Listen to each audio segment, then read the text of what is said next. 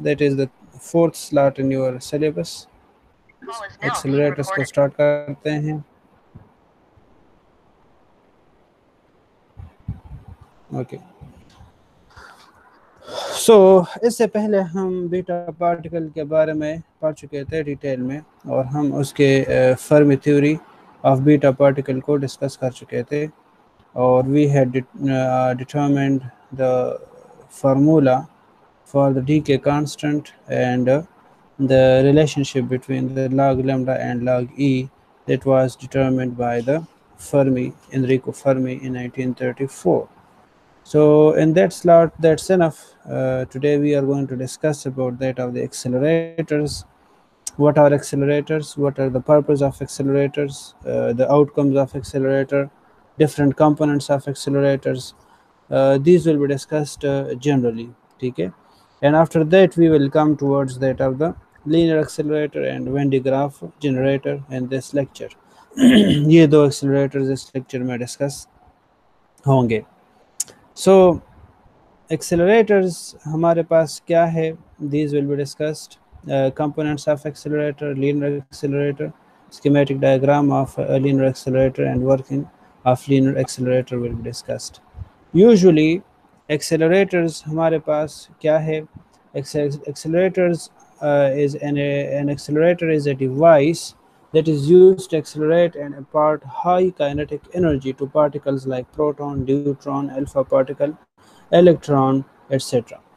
So a little bit prehistory is that why it was needed to construct accelerators. ठीक है, accelerators को बनाने की, कंस्ट्रक्ट करने की ज़रूरत क्यों पेश आई? सो बाज़ ऐसे न्यूक्लियर फिनोमेनन्स टाइम के साथ साथ डिस्कवर हो गए जिसमें जो पार्टिकल्स एक्सपेरिमेंटली ऑब्जर्व हुए, उन पार्टिकल्स के बारे में साइंटिस्ट ने ये अंदाज़ा लगाया कि ये पार्टिकल्स जब अपने न्यूक्लियाई से, हाईली रेडियोएक्टिव न्यूक्लियाई से निकलते हैं, so they are carrying very huge and high amount of energy. ठीक है, हाई अमाउंट ऑफ एनर्जी लेकर ये इन न्यूक्लियाई से बाहर निकलते हैं. So this was proposed that in order to produce such particles there will be a need of to collide a nucleus. किसी nucleus को highly accelerated and high energetic particle की मदद से बम्बार्ड किया जाए, और उनकी कोलिजन से हमारे पास ये पार्टिकल्स प्रोड्यूस हो सकते हैं. This was a general idea कि अगर हम किसी न्यूक्लियस को फॉर एग्जांपल 20 MeV या 30 MeV या 50 MeV पार्टिकल से बम्बार्ड कर ले और इनकी कोलिजन हो जाए, सो इनकी कोलिजन से हमारे पास ये पार्टिकल्स इतने अमाउंट ऑफ एनर्जी के साथ निकल जाएंगे. ठीक है, so this was the proposal. So इसके लिए डेफिनेटली हमारे पास मुख्तलिफ पार्टिकल्स मौजूद है, जिस तरह प्रोटॉन है, न्यूट्रॉन है, अल्फा पार्टिकल, इलेक्ट्रॉन वगैरह. ये पार्टिकल ऑलरेडी डिस्कवर हो चुके थे, इनकी प्रॉपर्टीज़ सब कुछ हमारे पास नोन थी. सो दिस वाज प्रपोज्ड कि अगर हम इन पार्टिकल को किसी तरह से, किसी ज़रिए से, किसी मशीन की मदद से एक्सेलरेट कर ले और इनको हाई एनर्जी दी जाए, और फिर इस high energetic and highly accelerated particle को किसी टारगेट न्यूक्लियस पर, किसी टारगेट प्लेट पर इंसिडेंट किया जाए, बम्बार्ड किया जाए, तो हमारे पास वो जो मज़कूरा जो कि प्रपोज्ड टारगेट्स है, जो अचीवमेंट जो कि हमारे सामने है, वो हम इजीली अचीव कर सकते हैं. This was the proposal. This is back in 1940s 1945. ये उस दौर की बात है. सो इसकी मदद से हमारे पास मुख्तलिफ़ किस्म के एक्सेलरेटर सामने आए, जिसमें सबसे पहला लीनियर एक्सेलरेटर था, फिर उसमें वेन डिग्राफ जनरेटर, फिर साइक्लोट्रॉन और फिर बीटाट्रॉन एक्सेलरेटर हमारे पास डिस्कवर हो गए, डिवाइस्ड हो गए, कंस्ट्रक्ट हो गए थे. हाउएवर इन तमाम एक्सेलरेटर में जो कॉमन बात है इन तमाम एक्सेलरेटर में वो क्या है? वो सबसे पहले ये है कि एक्सेलरेटर का मकसद क्या है, इसकी आउटकम्स क्या होंगी जब किसी पार्टिकल को हम हाई एनर्जेटिक पार्टिकल को हम किसी टारगेट न्यूक्लियस पर बम्बार्ड कर ले, और फिर जो है मुख्तलिफ एक्सेलरेटर्स क्या हैं. सो An accelerator is basically a device that is used to accelerate and impart high kinetic energy to particles. ठीक है, जिस तरह इसके नाम से जाहिर है कि ये ऐसे डिवाइसेस है जिनकी मदद से मुख्तलिफ पार्टिकल्स को एनर्जी दी जाती है, हाई काइनेटिक एनर्जी दी जाती है, उनको एक्सेलरेट किया जाता है। ठीक है, particles like proton, deuteron, alpha and electron वगैरह वगैरह। ठीक है, so this is an accelerator, this is the basic base of an accelerator. Purpose, accelerator का पर्पस जो कि मैंने आपको बताया वो ये है कि to accelerate the accelerated particles that are the particles obtained from accelerator are bombarded over various targets to study nuclear reactions। अब जब ये high energetic high accelerated particles किसी टारगेट न्यूक्लियाई के साथ कोलिजन करते हैं, बम्बार्ड करने से जो कोलिजन करते हैं, तो हमारे पास मुख्तलिफ डिटेक्टर्स इनके मुख्तलिफ साइड्स पर लगे होते हैं और हर डिटेक्टर का अपना अपना काम होता है। सो उन डिटेक्टर्स की मदद से हम क्या स्टडी कर सकते हैं? We can study the nuclear reactions.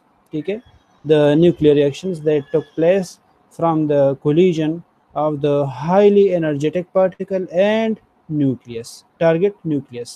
so इनकी कोलिजन से हमारे पास किस किस्म का न्यूक्लियर रिएक्शन अराइज होता है वो हम स्टडी कर सकते हैं। न्यूक्लियर स्कैटरिंग हम डिस्कस कर सकते हैं, स्टडी कर सकते हैं। न्यूक्लियर प्रॉपर्टीज़, मुख्तलिफ न्यूक्लियर प्रॉपर्टीज़ हम स्टडी कर सकते हैं। And for understanding of the nuclear forces. ठीक है, मुख्तलिफ न्यूक्लियर फोर्सेस भी हमारे पास जो मौजूद है उनको हम डिस्कस कर सकते हैं इस किस्म के कोलिजन में। आउटकम्स इसके क्या होंगे? When a high energetic particle collide with a target nucleus, it will result in the discovery of elementary particle. This is the basic aim of these accelerators. Elementary particles हमारे पास जो मियोन, पायोन और केयोन, इसके अलावा मज़ीद मुख्तलिफ elementary particles या मौजूद है, तो उसको हम इजीली डिस्कस कर सकते हैं, डिस्कवर कर सकते हैं, उनके प्रॉपर्टीज़ को हम जान सकते हैं इस किस्म के एक्सेलरेटर से। The production of stable and unstable particles, हम ये भी पता लगा सकते हैं कि कौन से न्यूक्लियाई स्टेबल है या अनस्टेबल है, या कौन से पार्टिकल स्टेबल है या अनस्टेबल है। रेडियो आइसोटोप्स भी हम डिस्कस कर सकते हैं, एंड ट्रांस यूरेनिक एलिमेंट्स को भी हम easily find कर सकते हैं। These are the elements whose atomic number is greater than uranium.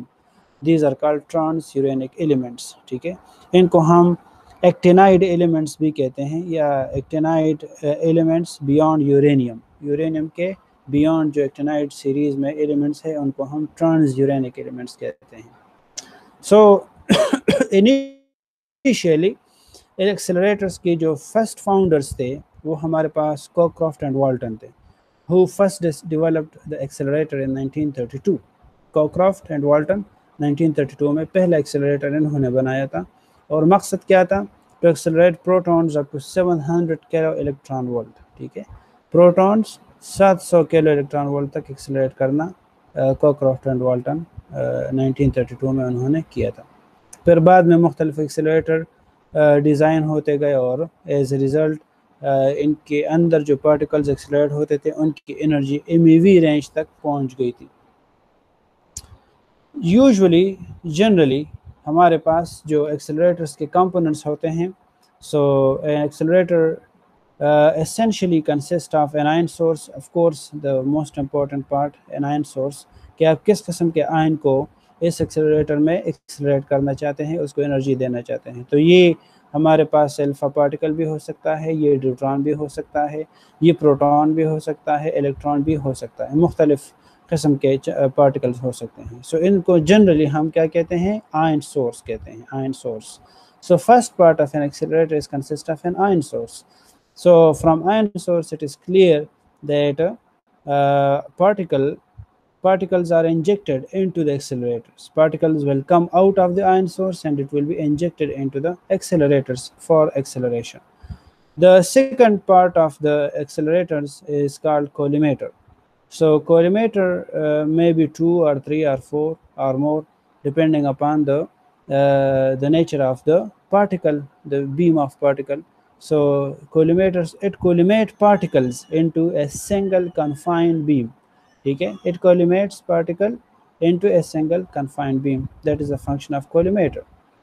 Third is that accelerator arrangement. Now here accelerator arrangement ये मुख्तलिफ accelerator में मुख्तलिफ हो सकते हैं, ठीक है. However, accelerator arrangement में हमारे पास क्या होता है, particles of same mass are accelerated by electric and magnetic fields. Electric और मैग्नेटिक फील्ड्स को यूज़ करके हम पार्टिकल्स को एक्सेलरेट करते हैं along specific trajectories. So specific trajectories का मतलब ये है कि बाज़ एक्सेलरेटर्स में ट्रेजेक्टरी स्ट्रेट लाइन होते हैं, बाज़ में सर्कुलर ट्रेजेक्टरीज होते हैं वगैरह वगैरह. सो मुख्तलिफ ट्रेजेक्टरीज में इलेक्ट्रिक और मैग्नेटिक फील्ड की मदद से हम पार्टिकल्स को एक्सेलरेट करते हैं, जिसको हम एक्सेलरेटर अरेंजमेंट्स कहते हैं. और फिर डिफ्लेक्टर्स होते हैं एक्सेलरेटर्स में, जो डिफ्लेक्ट करते हैं इस high energetic beam of particles को अपॉन द टारगेट. ठीक है, when a certain after getting a certain amount of energy and a certain acceleration in the accelerator, the beam needs to be deflected, or the beam needs to be deviated from its straight line or circular path upon a certain target. इसी target पर हम उसको deviate करते हैं, deflect करते हैं. इस arrangement को हम डिफ्लेक्टर्स कहते हैं. सो सबसे पहला एक्सेलरेटर हमारे पास क्या है, लीनियर एक्सेलरेटर है. लीनियर एक्सेलरेटर जिस तरह इसके नाम से ज़ाहिर है, so this is an arrangement that is linear. So the basic principle of linear accelerator is that the velocity of particle increases in successive steps along a linear path under the influence of electric field. ये एक ऐसा arrangement होता है जिसमें हमारे पास होलो tubes होते हैं, tubes type होते हैं, और ये ट्यूब्स हमारे पास इनके दरमियान थोड़ा सा गैप होता है, फिक्स गैप होता है. और जब पार्टिकल इन ट्यूब्स के दरमियान गैप में दाखिल होता है तो वो एक्सेलरेशन गेन कर लेता है, वो एनर्जी गेन कर लेता है. किसकी मदद से, इलेक्ट्रिक फील्ड की मदद से. हमें पता है कि अगर हम प्रोटॉन को एक्सेलरेट करना चाहें, ठीक है, तो अगर हम हमारे पास ट्यूब का एक साइड नेगेटिवली चार्ज हो तो ये नेगेटिव इस प्रोटॉन को अट्रैक्ट करेगा. Negative side of the tube will attract the positively charged protons. And then फिर हम उस ट्यूब के दूसरे सिरे को क्या करते हैं, उसकी पोलरिटी चेंज की जाती है और वो क्या हो जाता है, पॉजिटिव हो जाता है जब ये पार्टिकल उससे निकलता है. सो पॉजिटिव रिपेल करते हैं. सो ये ट्यूब उसको जो है एक रिपल्सिव फोर्स प्रोवाइड करेगा और इस तरह वो particle under the forces of attraction and repulsion ये एक्सेलरेट होगा. ये पार्टिकल मुख्तलिफ ट्यूब्स में. ये आगे हम डिस्कस करेंगे कि किस तरह ये इलेक्ट्रोस्टैटिक अट्रैक्शन एंड रिपल्शन की मदद से एक्सेलरेट होता है. सो बेसिकली ये होता है कि the velocity of particle increases in successive steps along a linear path under the influence of electric field, electrostatic attraction and repulsion. So of course हमारे पास ये इसके major components और parts क्या है. So it also consists of an ion source. जिस तरह ऊपर जनरल डिस्कशन में हम डिस्कस कर चुके हैं कि किसी एक्सेलरेटर के लिए पहला ज़रूरी चीज़ क्या है, आयन सोर्स है. सो आयन सोर्स यहाँ पर भी है. कोलिमेटर सी जो कि कोलिमेट करता है बीम ऑफ पार्टिकल्स को किसी सिंगल कन्फाइंड बीम में वो कोलिमेट करते हैं, कलेक्ट करते हैं. देन होलो सिलेंड्रिकल ट्यूब्स हमारे पास है जिसको T1, T2, T3 up to Tn से रिप्रेजेंट किया गया है. फिर हमारे पास RF ऑसिलेटर है जो कि अपनी मुख्तलिफ ये पोलरिटी पॉजिटिव और नेगेटिव टर्मिनल्स में ये चेंज करते हैं पोलरिटी. इसका अपना एक पर्पस है. फिर टारगेट है, target T of course, and highly evacuated chamber, the highly evacuated chamber so that no extra gases और atoms should be there. This is the schematic linear accelerator. You can see here that we are having an ion source here that is represented by S. These are collimators, this triangular shape things that you see, that is denoted by capital C. these are called the collimators. So here when the beam of particles come out, so this will be scattered in different directions like there, ठीक है। so मुख्तलिफ direction में ये particles emit होते हैं। इन particles को single confined beam में लाने के लिए हमें इस कोलिमेटर सेटअप की ज़रूरत होती है, दैट इज़ कॉल्ड कोलिमेटर सी, ठीक है। फिर ये मुख्तलिफ ट्यूब्स है, आप देख सकते हैं T1, T2, T3, T4, T5 वगैरह मुख्तलिफ हो सकते हैं।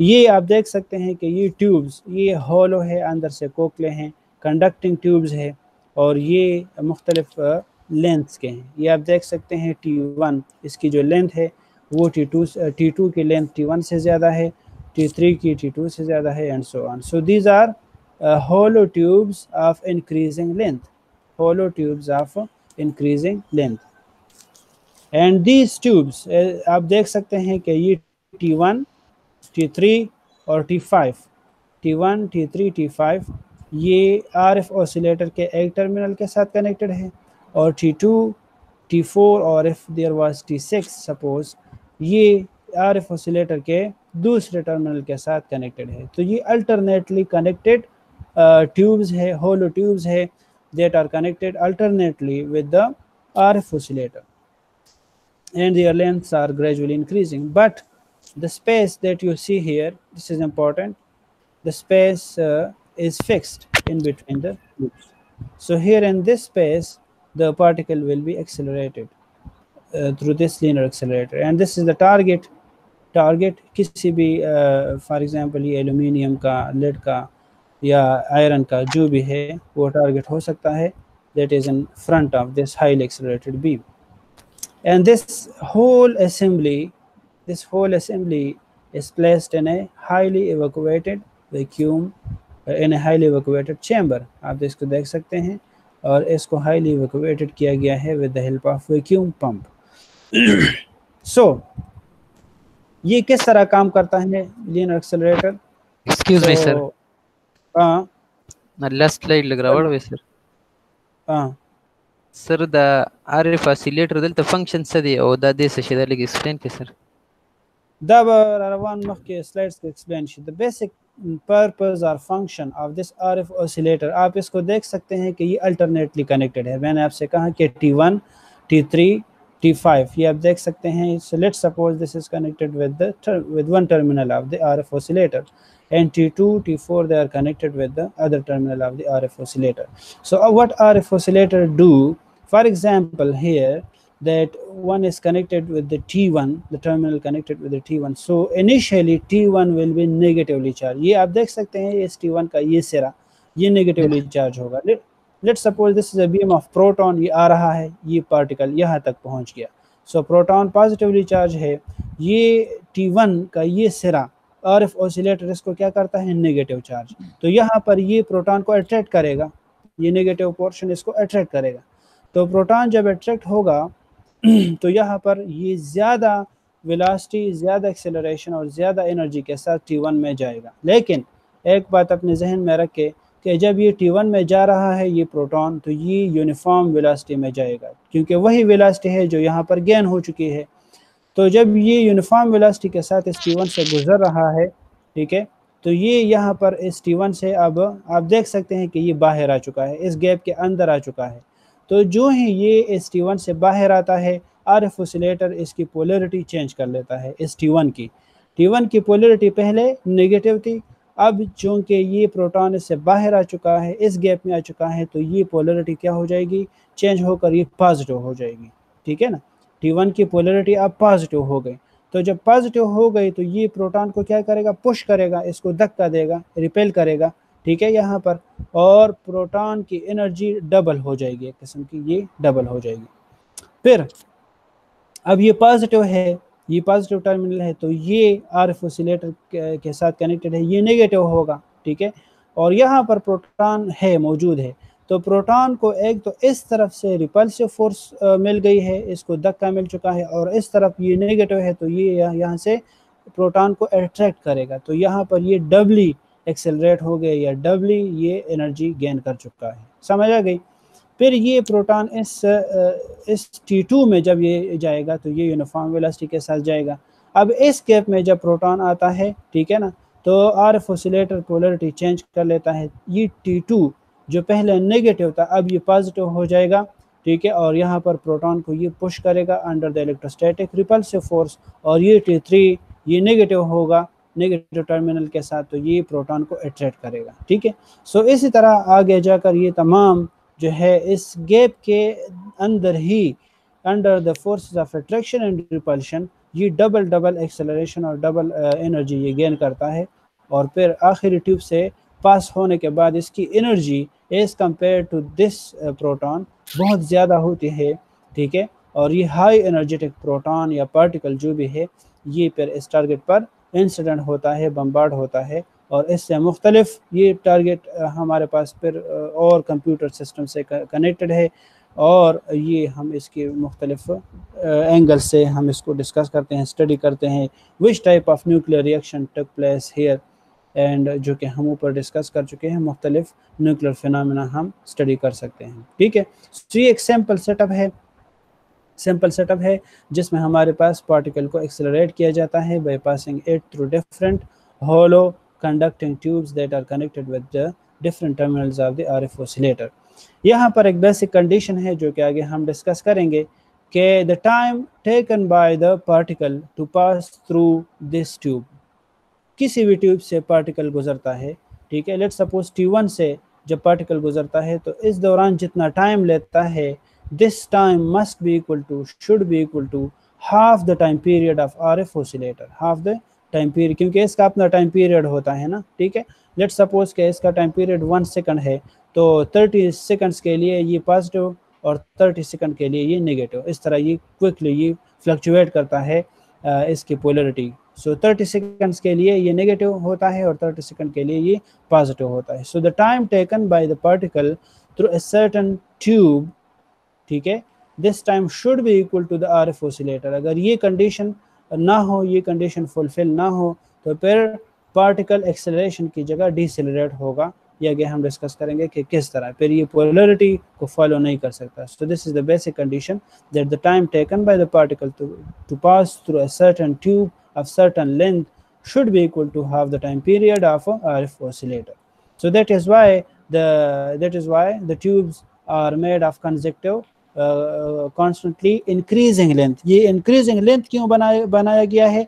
क्योंकि हमारे पास इस कंडीशन को फुलफिल करना है, ठीक है ना, और इस कंडीशन को फुलफिल कर ले तो आपको पता है कि हर दफ़ा इस गैप में इस पार्टिकल की एक्सेलरेशन होती है, इसकी एनर्जी बढ़ती है, तो जब एनर्जी बढ़ती है तो वो ज़्यादा एक्सेलरेट होता है, तो डेफिनेटली वो कम टाइम लेगा ना, ठीक है। अगर ये ट्यूब T2 भी T1 के लेंथ की जितना होता, तो यहाँ पर पहले फॉर एग्जांपल पार्टिकल इससे जब गुजरता है तो 1 सेकंड में गुजरता है, 1 सेकंड में। अब चूँकि इसकी वेलोसिटी और एक्सेलरेशन ज़्यादा हो गई है, इसकी एनर्जी ज़्यादा हो गई है, तो लेट्स सपोज फिर इसी ट्यूब वाले लेंथ ये T1, अगर इसकी लेंथ T1 और T2 की लेंथ बराबर हो लेट्स सपोज, तो पहले जब इसमें 1 सेकंड में गुजरता था, अब इसमें हाफ सेकंड में गुजरेगा, ठीक है ना, अंडरस्टूड, ठीक है। अब इसमें हाफ सेकंड में गुजरेगा क्योंकि इसकी एनर्जी ज़्यादा हो गई, हाई एक्सेलरेटेड हो गया, लिहाजा हाफ सेकंड को अवॉइड करने के लिए ताकि फिर ये T2 से भी 1 सेकंड में गुजरे, तो क्या करना है, इसके लेंथ को बढ़ाना है, ठीक है ना, ताकि वो 1 सेकंड, ये तो मैं सपोजिशन कर रहा हूँ कि 1 सेकंड आप अपने जहन में रखें, तो ये जब इसके लेंथ हम बढ़ाते हैं तो वही टाइम फिर कंपेंसेट होता है, फिर ये ट्यूब T2 से भी 1 सेकंड में गुजरेगा। समझ आ रही है ना। फिर यहाँ पर मजीद एक्सेलरेशन गेन कर लेता है, ठीक है ना, तो अगर इसकी ट्यूब लेंथ सेम होती तो फिर ये सेकंड के तीसरे हिस्से में, थर्ड पार्ट में ये इसको कवर कर लेता, तो उसको अवॉइड करने के लिए इसकी लेंथ मजीद बढ़ा दी गई, फिर T4 की लेंथ उससे भी ज़्यादा है और T5 की लेंथ सबसे ज़्यादा है, ठीक है ना। So why this is of gradually increasing length, this is because of the compensation of this basic condition that the time taken by the particle to pass through a certain tube should be equal to half the time period of the RF oscillator. So that is why these hollow conducting tubes are made of constantly increasing lengths, okay, and in this way the particle will be accelerated through these tubes, and eventually it will be fallen on the target. So that is the whole story. समझ गए ना? Yes sir. हाँ, working of linear accelerator, ये किस तरह काम करता है? तो ये मैंने आप सबको बताया कि ions from ion source S, ये पहले तो आयन सोर्स से आयंस निकलेंगे, फिर वो आयंस हमारे पास ये कोलिमेट होते हैं, सिंगल बीम में लाए जाते हैं बाय द कोलिमेटर सेटअप। आप इसको देख सकते हैं, ये दो ट्रायंगुलर शेप देख सकते हैं, ये कोलिमेटर्स हैं। बाय C1 एंड C2, वहाँ पर C से हमने रिप्रेजेंट किया है along the axis of accelerator, ठीक है। एक्सिस ऑफ एक्सेलरेटर में ये सिंगल बीम में लाए जाते हैं कोलिमेटर्स की मदद से, and are accelerated between the gaps of a number of coaxial hollow tubes of increasing length in a highly vacuated chamber। तो ये भी हम डिस्कस कर चुके हैं कि ये मुख्तलिफ इंक्रीजिंग लेंथ वाले हॉलो कंडक्टिंग ट्यूब्स है, और इसके दरमियान जो गैप है, तो इन गैप्स के दरमियान ये पार्टिकल क्या होता है? एक्सेलरेट होता है। Alternate tubes are connected to terminals of alternating power supply. RF oscillator के साथ ये आप देख रहे हैं कि ये कनेक्टेड है RF ऑसिलेटर के मुख्तलिफ टर्मिनल्स के साथ, whose potential changes periodically with radio frequency। तो मैंने आपसे कहा कि ये अपने ये इस टर्मिनल्स की जो पोलैरिटी है वो चेंज करता है constantly, RF oscillator, whose potential changes periodically with radio frequency। Positively charged ions, let's suppose positively charged ion हम इसमें एक्सेलरेट करते हैं, they will travel with uniform velocity within tubes। मैंने आपसे कहा कि ट्यूब्स के अंदर किसी किस्म की एक्सेलरेशन नहीं होती, ट्यूब्स के अंदर पार्टिकल यूनिफॉर्म वेलोसिटी के साथ मूव करता है, और सिर्फ इस गैप के अंदर पार्टिकल की एक्सेलरेशन होगी। So positively charged ions travel with uniform velocity within tubes since there is no electric field present inside.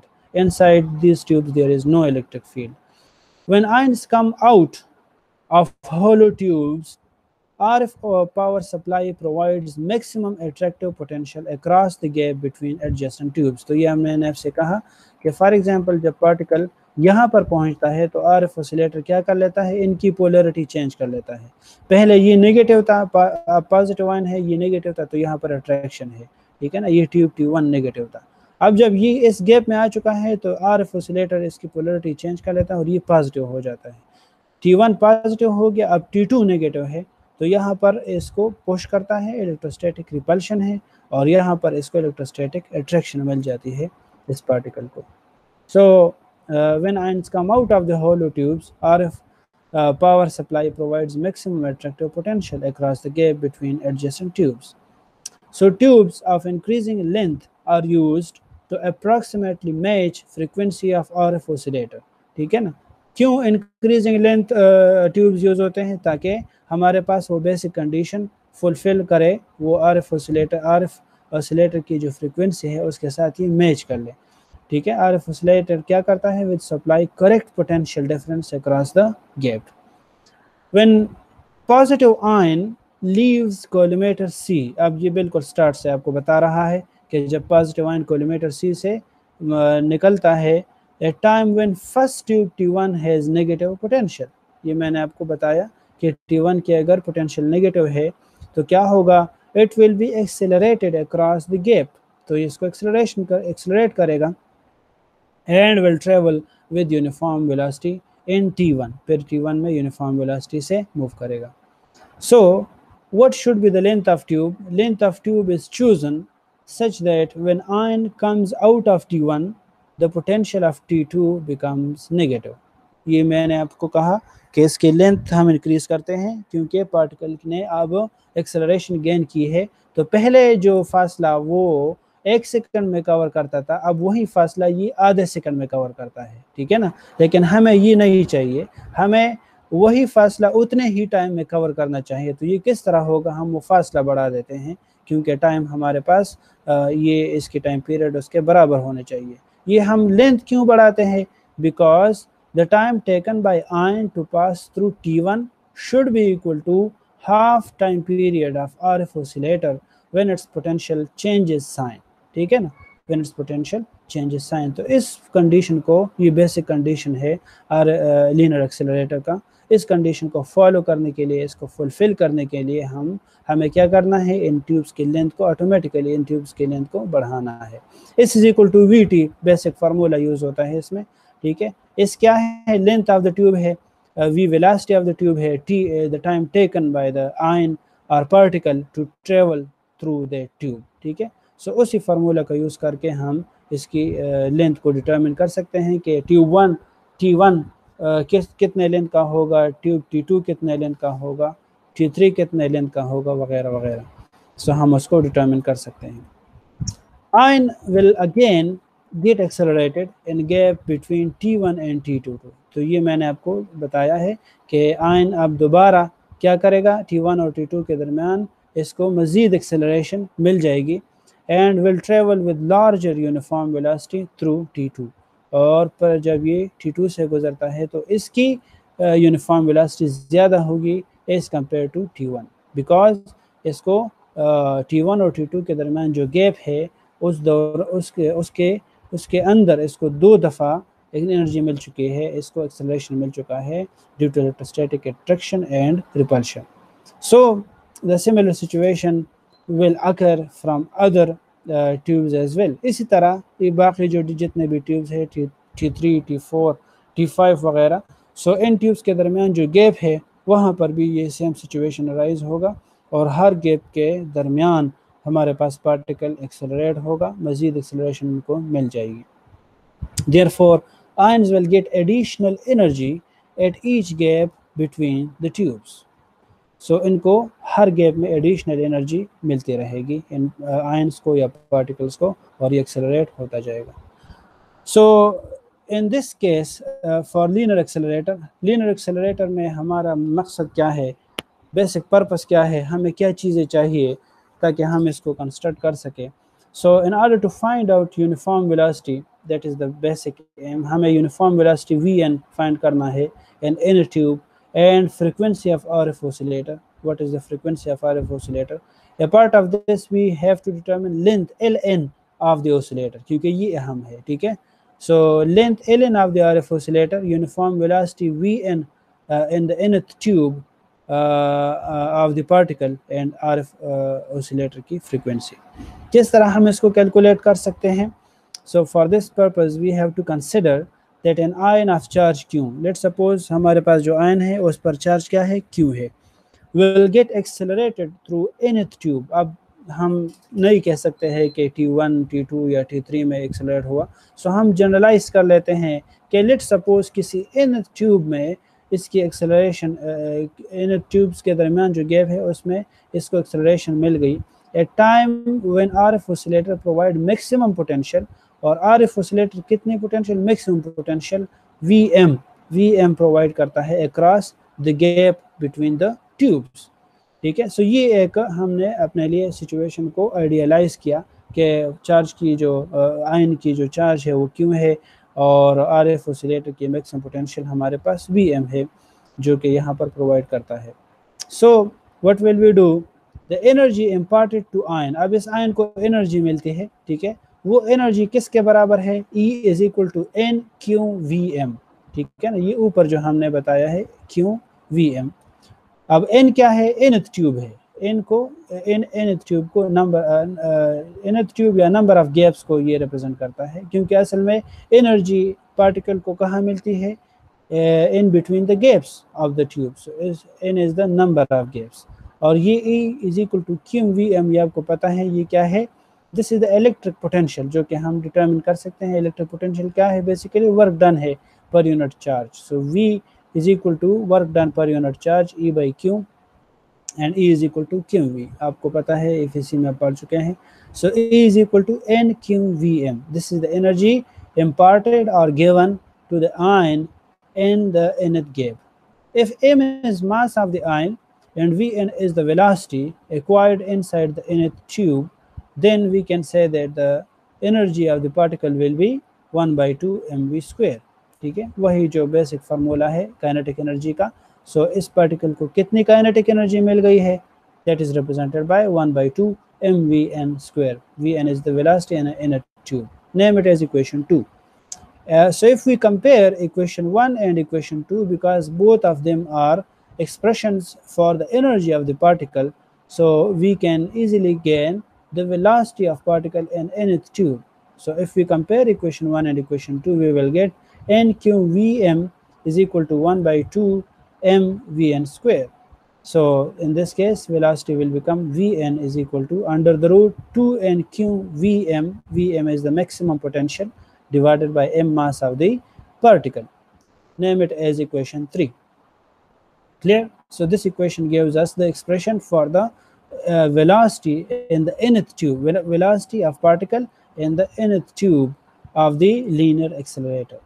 अब हमारे पास वो बेसिक बात आती है कि the time t taken by an ion to travel through nth tube. Let's suppose कि किसी nth tube से जब पार्टिकल गुजरता है तो उस दौरान ये कितना टाइम लेता है t. मैंने आपको 1 सेकंड बताया था. सो यहाँ पर लेट्स सपोज कि ये t टाइम लेता है जब ये nth ट्यूब जिसकी लेंथ हमारे पास ln हो, इसकी लेंथ हमारे पास ln हो और इस ln डिस्टेंस को कवर करने के लिए हमें t टाइम चाहिए जब ये पार्टिकल इससे गुजरे. So from this formula s is equal to vt, we can determine that time t is equal to ln divided by vn. ln divided by vn. Name it as equation 4. समझ आ गई इस equation की? This is representing, the equation 4 is representing the time taken by the ion or particle to travel through an nth tube of length ln and velocity passing it through it with velocity vn. Since for correct phase of potential change, we know that t should be equal to half time period t of the RF oscillator. अब ये वो basic condition है जो कि मैंने आपको बताया था कि the time taken by the particle to travel through a certain tube should be equal to half the time period of RF oscillator. ये इसके बराबर होना चाहिए.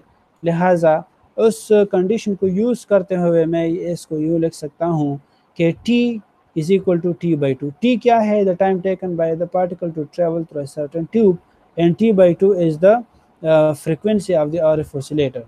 So this can be written as t is equal to 1 over 2f because we know that time period is 1 over frequency of the RF oscillator.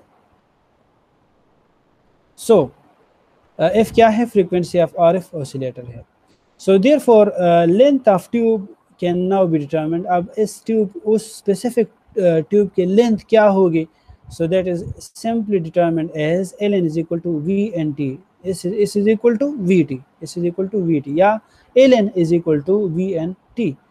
So this can be written as Vn divided by 2f because we know t is equal to 1 over 2f. So 1 over 2f and Vn is from equation 3. Vn is equation 3 से हम put करते हैं. So this will be equal to ln is equal to 1 over 2f under the root 2 and q Vm divided by m. ठीक है. So ये equation आपको क्या देता है? You can determine length of the tube from this equation. Name it as equation 5. So this equation 5 shows that for known values of f ये क्या है? Frequency of RF oscillator है, ये भी हमें known है. m is mass of that particle, ये भी हमें known है कि अगर ये प्रोटॉन है या अल्फा पार्टिकल है जो भी है तो ये हमें उसका known होगा, मालूम होगा. क्यों? उस पर कितना चार्ज है ये भी हमें पता है. Vm क्या है? मैक्सिमम पोटेंशियल है provided by the RF oscillator. तो ये भी हमें पता लग सकता है कि हमने कितना पोटेंशियल अप्लाई किया है इस इनके डिफरेंट ट्यूब्स को. सो अगर हमें ये पता है तो हम क्या कर सकते हैं? Length of tube can be determined. हम इसके लेंथ ऑफ ट्यूब को डिटरमिन कर सकते हैं. But here if we consider them to be constants, अगर हम इसको कांस्टेंट्स कंसिडर कर ले तो हमारे पास ये लेंथ ऑफ ट्यूब ln किसके प्रोपोर्शनल है? Under the root n, where n is the number of gaps. ln is proportional to under the root n. It can be 1 under the root 2 under root 3 etc. and so on. So we can how the scientists determine the specific lengths of these tubes. This is from this mathematical formula. So with the help of linear accelerator we can accelerate protons and other particles other ions up to 32 MeV. हम 32 MeV 32 mega electron volt तक proton और दूसरे charge particles को accelerate कर सकते हैं इस linear accelerator के अंदर. समझ आ गई? किसी का अगर क्वेश्चन है कोई तो पूछ सकते हैं. ये सिंपल इसकी मैथमेटिक्स है कि हम किस तरह इसकी लेंथ एल को और वी एन को डिटरमिन कर सकते हैं लीनियर एक्सेलरेटर का। क्लियर? हेलो सर ग्राफ असल ग्रावाणो फ्रॉम डायग्राम दिस हाँ sir the target chip come hit की ना सर आओ तो ये आइंस इसको कंटिन्यूसली हिट करेगा कि नहीं, ये आरएफ ऑसिलेटर यानी मतलब हाफ टाइम पीरियड के बाद आइंस आएगा और टारगेट को हिट करेगा। ये हमारे पास एक आयन भी हो सकता है, यूजुअली हमारे पास एक आयन जब आयन सोर्स से निकलता है ना, तो ये इस कोलिमेटर के अंदर अंडर सर्टन कंडीशंस इसको हम कर सकते हैं। मतलब ये है कि एक आयन भी हो सकता है और एक बीम ऑफ पार्टिकल्स भी हो सकता है, बीम ऑफ आयंस भी हो सकता है। समझ गए ना? तो ये कॉन्स्टेंटली यहाँ पर एक्सेलरेट होगा, इन ट्यूब्स में एक्सेलरेट होगा और फिर इसके बाद यहाँ पर ये टारगेट को बम्बार्ड करेगा। Sir clear? Half time period के बाद अगर T1 पॉजिटिव हो, T2 हाँ नेगेटिव हो जाएगा ना, तो T1 पॉजिटिव हो, आइंस प्रोटॉन हो, तो उसमें तो रिपल्शन पैदा होगा ना सर। यस, यही तो बात है ना कि आपने इसको स्पेसिफिकली एडजस्ट करना है। समझ आ गई ना? आपने यस सर। इसको एडजस्ट करना है। तो जब आप इसको एडजस्ट करते हैं तो वो एक्सेलरेट होगा, प्रॉपरली एक्सेलरेट होगा। अगर ये एडजस्टेबल नहीं है तो वो एक्सेलरेशन की बजाय डिसेलरेट होगा, इसको एक्सेलरेट नहीं मिलेगा। समझ आ रही ना? Yes sir. हाँ, तो ये मतलब स्पेसिफिक अरेंजमेंट्स करके हम इस पार्टिकल को एक्सेलरेट कर सकते हैं यहाँ पर। Thank you. Excuse me sir. हाँ सर एलिमेंट्री पार्टिकल और फंडामेंटल पार्टिकल डिफरेंस सर है सर। एलिमेंट्री मतलब दी किस दुमर खास डिफरेंस मुंग नशु कोले कना दा गद दी खपल लेवल दी मतलब इनिशियली खो ता पता रहे atom this was the indivisible particle. ठीक शो एटम बारे के ब्यागे ना बाद वो एले शि यार देख खो there atom consist of electron proton neutron उस बतकम यो पार्टिकल आखले नो दा फंडामेंटल पार्ट दैट विल मंग फंडामेंटल पार्टिकल जरूर खबिया प्रोटॉन और न्यूट्रॉन मंग वेल दा क्वार्क्स माने मुश्तमिल अप एंड डाउन क्वार्क्स थी खानो बिया बागे सर तसके नो दा टूल मंगा मतलब एलिमेंट्री पार्टिकल या फंडामेंटल पार्टिकल दा पार्टिकल फिजिक्स के मंगा इंक्लूड को सही था। Yes sir. यस क्लियर शुकाना? Okay if anybody have any question, this is very simple how we accelerate particle through linear accelerator. So we are going towards the another accelerator that is called the Venn digraph generator. Venn digraph generator एक और किस्म का accelerator है जिसमें हम particles को accelerate कर सकते हैं through with the help of the electrostatic electric field. So in this accelerator or in this generator, we will discuss its historical background, the working principle, and different components and working. So the Venn digraph generator, as it is clear from its name, this was first designed by Robert J. Van de Graaff in 1931 at Princeton University, USA, to accelerate charged particles when subjected to high electric field. ठीक है ना? अब आपको समझ आ रही है कि जब इस साइंटिफिक कम्युनिटी के सामने वो एक सिंपल केस रखा गया कि हम ये एक्सेलरेटर क्यों बनाते हैं, हमें highly accelerated high energetic particle चाहिए।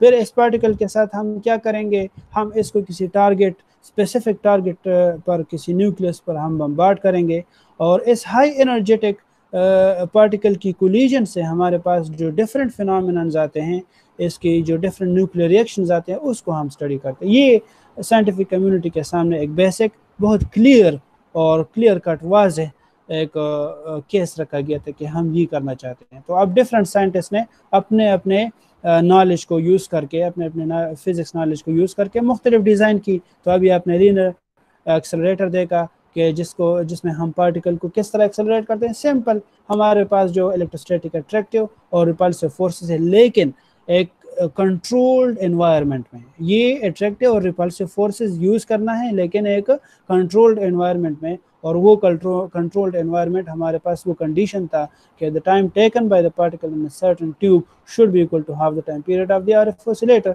और उसकी मदद से हमने जो है पार्टिकल को एक्सीलरेट किया। तो जिस तरह स्टूडेंट ने क्वेश्चन किया कि अगर ये कंट्रोल ना हो तो फिर पार्टिकल एक्सेलरेशन की जगह डिसेलरेट होगा। अगर थोड़ी बहुत भी इसमें मिस्टेक हो गई, 1 सेकंड या सेकंड के कोई 10वें हिस्से में भी मिस्टेक हो गया, ठीक है ना, तो फिर पार्टिकल एक्सेलरेशन की जगह डिसेलरेट होगा।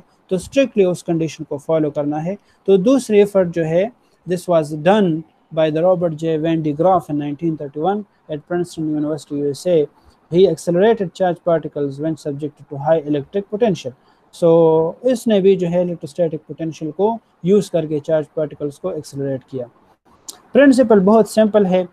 The principle is that if a charged conductor is brought in contact with a hollow conductor, ठीक है ना, आपके पास दो कंडक्टर है, एक कोई रॉड है, कंडक्टिंग रॉड है, ठीक है, और एक स्फेरिकल होलो कंडक्टर है। अपने जहन में रख ले कोई बॉल है, स्फेरिकल कंडक्टिंग बॉल है, ठीक है ना। तो जब आप उस चार्ज रॉड को इस होलो कंडक्टर, इस कंडक्टिंग बॉल के नज़दीक ले आते हैं, तो ये उससे कंडक्टिंग रॉड से तमाम चार्जेस ले लेता है और अपने सरफेस के ऊपर ये एकोमोलेट करते हैं। ये आपने, अगर आपको याद हो तो आप कहीं पर पढ़ चुके हैं, ये 3rd या 4th सेमेस्टर की जो HRK बुक है वहाँ पर आप इसको पढ़ चुके हैं मेरे ख्याल में, ठीक है। So if a charge conductor, ये बेसिक प्रिंसिपल है, if a charge conductor is brought in contact with a hollow conductor, all of its charge transfer to the hollow conductor no matter how high the potential of hollow conductor is, no matter how high the potential of hollow conductor is। मतलब यह है कि होलो conductor का potential अगर ज़्यादा भी हो, उस ज़्यादती के बावजूद भी अगर आप किसी चार्ज कंडक्टर को इसके नज़दीक ले, फिर भी ये उससे चार्जेस एकमुलेट करेगा, ये उससे चार्जेस कलेक्ट करेगा, ये उससे चार्जेस ले लेगा। ये बेसिक प्रिंसिपल है। अब इसको यूज़ किस तरह करना है फिजिक्स के इस प्रिंसिपल को, किसी कंस्ट्रक्टिव फॉर्म में, किसी डिवाइस के फॉर्म में हमें इसको किस तरह लाना है। So this was done by the Van de Graaff. आप इसको देख सकते हैं कि वैन डी ग्राफ ने इसमें क्या मॉडिफिकेशन करके उस प्रिंसिपल को यूज़ किया है। आप देख सकते हैं पहला जो कंपोनेंट है वो पावर सप्लाई है, डीसी पावर सप्लाई है हमारे पास। ये डीसी पावर सप्लाई आप देख सकते हैं एक कॉम्ब, एक कंगीनुमा आपको नज़र आ रहा है, इसको हम स्प्रे पॉइंट्स कहते हैं। ये जिस तरह कंगी के स्पाइक्स होते हैं ना, कंगी के जो स्पाइक्स होते हैं बिल्कुल इस तरह है, लेकिन ये मेटालिक होते हैं, ये मेटालिक स्पाइक्स होते हैं। और ये जब इसको DC power supply of 20 kV मिलता है तो इसके स्पाइक्स पर, इस कॉम्ब के जो स्पाइक्स है उस पर एक ह्यूज चार्ज एक्युमुलेट हो जाता है, ठीक है। ये ह्यूज चार्ज, पॉजिटिव चार्जेस क्या करता है, इसके नज़दीक मौजूद जो एयर है उसको आयनाइज कर लेता है, ठीक है। और जब वो एयर आयनाइज होता है तो पॉजिटिव और नेगेटिव आयंस बन जाते हैं। अब ये स्पाइक्स बजाते खुद पॉजिटिवली चार्ज है, तो एयर में मौजूद जो पॉजिटिव आयंस है ये उसको रिपेल करेगा, पुश करेगा, रिपेल करेगा। और वो पॉजिटिव आयंस ये नॉन कंडक्टिंग बेल्ट है, चार्ज कन्वेयर बेल्ट या नॉन कंडक्टिंग बेल्ट है, ये रबर से बना होता है। ये उस पॉजिटिव चार्जेस को इसके ऊपर बिठा लेते हैं और ये इस मशीन की मदद से, ये पुली इस मशीन की मदद से ये इस बेल्ट को ऊपर ले जाता है, ठीक है ना। ये इस तरह घूमता है और ये बेल्ट ऊपर चला जाता है। सो ऊपर जाते हुए ये बेल्ट अपने साथ, ये आप देख सकते हैं पॉजिटिव चार्जेस भी ले जाता है, ठीक है। ये बेल्ट अपने साथ पॉजिटिव चार्जेस ले जाता है। और यहाँ पर एक और स्प्रे कॉम्ब या स्प्रे पॉइंट यहाँ पर लगा है मेटालिक। यहाँ पर ये इसके जो स्पाइक्स है ये इन पॉजिटिव चार्जेस को दोबारा कलेक्ट कर लेते हैं इस बेल्ट से, इस बेल्ट से ये पॉजिटिव चार्जेस को कलेक्ट कर लेते हैं। लेकिन इस दफ़ा ये कॉम्ब जो है, ये मेटालिक कॉम्ब इस हेमिस्फेरिकल कंडक्टिंग स्फेयर के साथ ये कनेक्टेड है, ये कॉम्ब इसके साथ कनेक्टेड है। तो जब ये चार्जेस इस बेल्ट से ले लेता है तो ये इसको ट्रांसफ़र कर लेता है उस प्रिंसिपल की बेस पर, ठीक है ना। अब यहाँ पर वो प्रिंसिपल यूज़ होता है, ये होलो कंडक्टिंग आप इसको क्या कह सकते हैं, स्फेरिकल होलो कंडक्टर है ये, ठीक है, लेकिन हेमिस्फेरिकल शेप में है, हेमिस्फेरिकल होलो कंडक्टर, हेमिस्फेरिकल होलो कंडक्टर। ये इससे चार्जेस, पॉजिटिव चार्जेस को ले लेता है और इसके ऊपर अकोमोलेट होते हैं। ये आप देख सकते हैं पॉजिटिव चार्जेस इसके ऊपर अकोमोलेट हो चुके हैं। तो इस तरह कॉन्स्टेंटली यहाँ पर यही सिचुएशन राइज होता है। ये इसको अनाइज कर लेता है, फिर ये बिल्ट इस पॉजिटिव आयंस को ऊपर ले जाते हैं, फिर ये इससे कलेक्ट करते हैं और इसको होलो हेमिस्फेरिकल कंडक्टर को ये ट्रांसफर कर लेते हैं।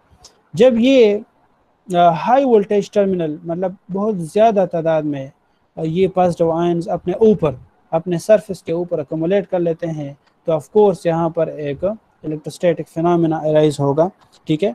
अब ये आप देख सकते हैं ये पॉजिटिव आयन सोर्स है जो कि बेसिक कंपोनेंट है किसी भी एक्सेलरेटर के लिए, आयन सोर्स। ये आयन सोर्स कहाँ रखा है? ये इसके अंदर रखा है, इस होलो कंडक्टिंग हेमिस्फेरिकल कंडक्टर के अंदर ये इसमें रखा है। और फिर ये आयन सोर्स आप देख सकते हैं ये एक्सेलरेटिंग ट्यूब के अंदर है, ये एक्सेलरेटिंग ट्यूब है जो कि हाईली इवैक्यूएटेड है, ठीक है। आयन सोर्स से क्या निकलेंगे? आयंस निकलेंगे, ठीक है।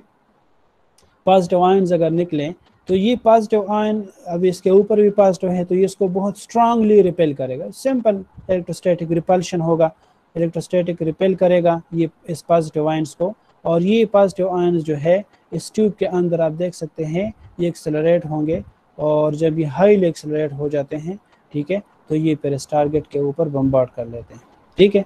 तो ये हाईली एक्सेलरेशन वही पुश है, वही एक पुश है जो कि प्रोवाइड करता है ये हाईली हाई वोल्टेज टर्मिनल, इसको प्रोवाइड करता है। In this way the positive ions will be accelerated and they are bombarded upon the target here, ठीक है। सो इस तरह इस किस्म के सेटअप को हम वेन डिग्राफ जनरेटर भी कहते हैं। ये आपके सीनियर स्टूडेंट ने एक ग्रुप ने इसको कंस्ट्रक्ट भी किया था, मेरे पास अपने लैब में है, ऑफिस में मौजूद है, लैब में भी ये हमारे पास मौजूद है। सो ये एक सिंपल सेटअप है जिसकी मदद से हम चार्जेस को एक्सेलरेट कर सकते हैं, that is called the when digraph generator. I hope ये आपको समझ आ चुका होगा, इसमें कोई इतना मुश्किल नहीं है, और बेसिक प्रिंसिपल यही है कि इस हेमिस्फेरिकल कंडक्टर के ऊपर ये पॉजिटिव चार्जेस अकोमोलेट होते हैं इस स्प्रे कॉम की मदद से या स्प्रे पॉइंटर की मदद से।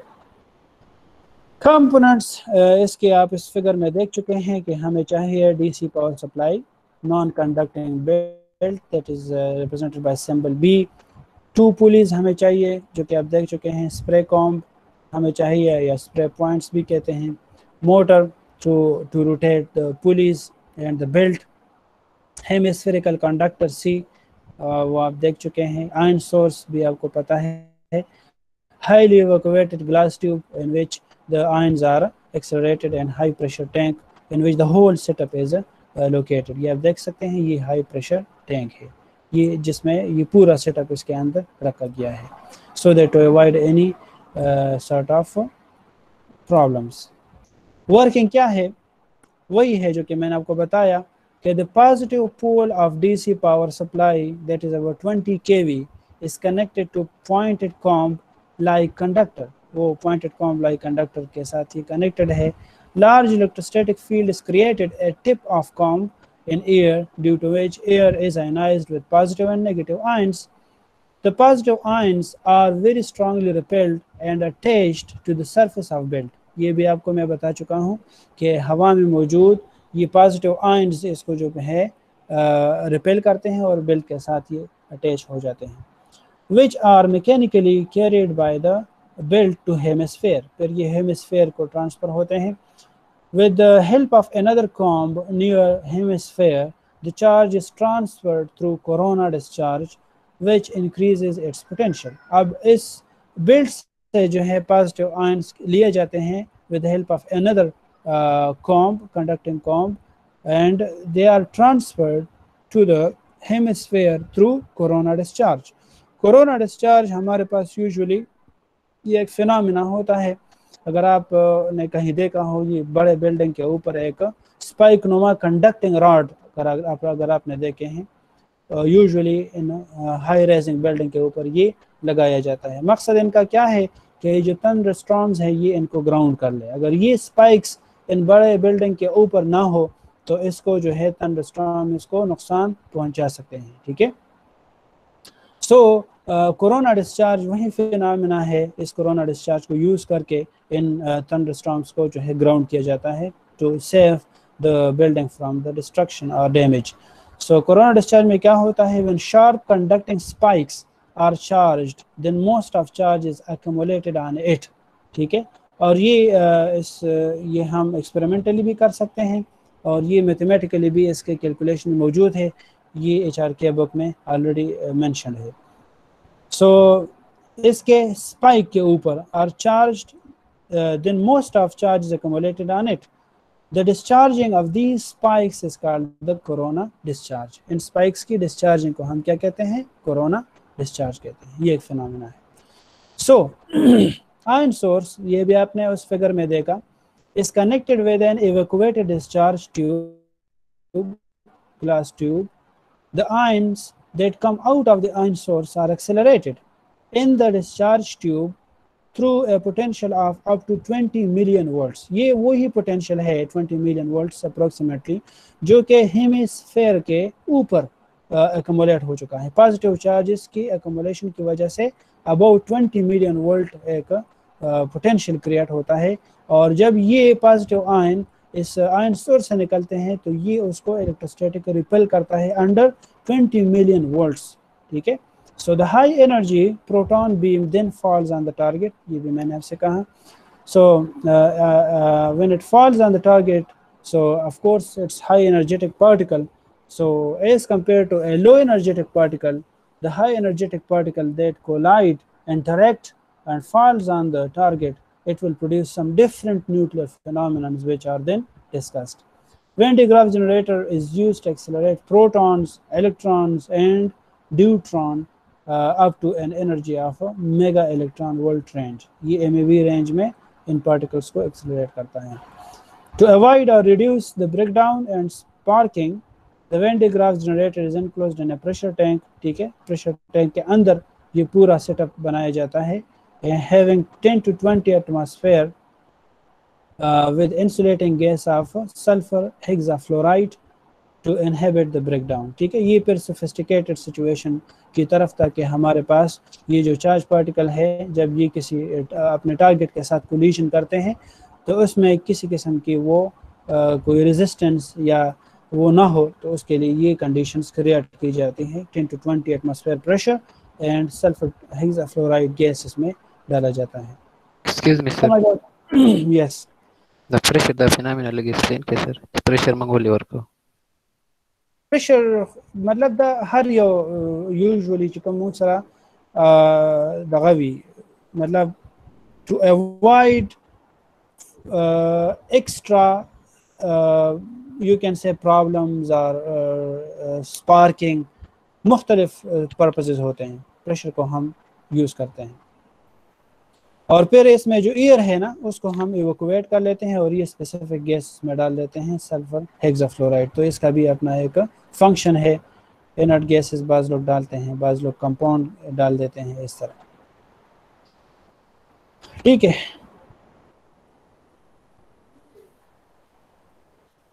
एनी क्वेश्चन, किसी का अगर कोई क्वेश्चन है तो।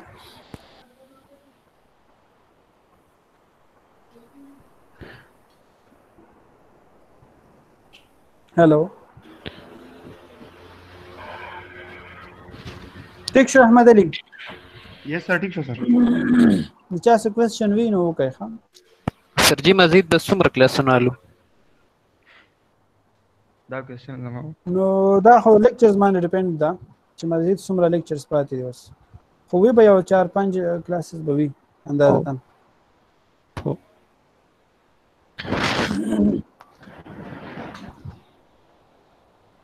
ٹھیک شو. Okay sir. सर जी यस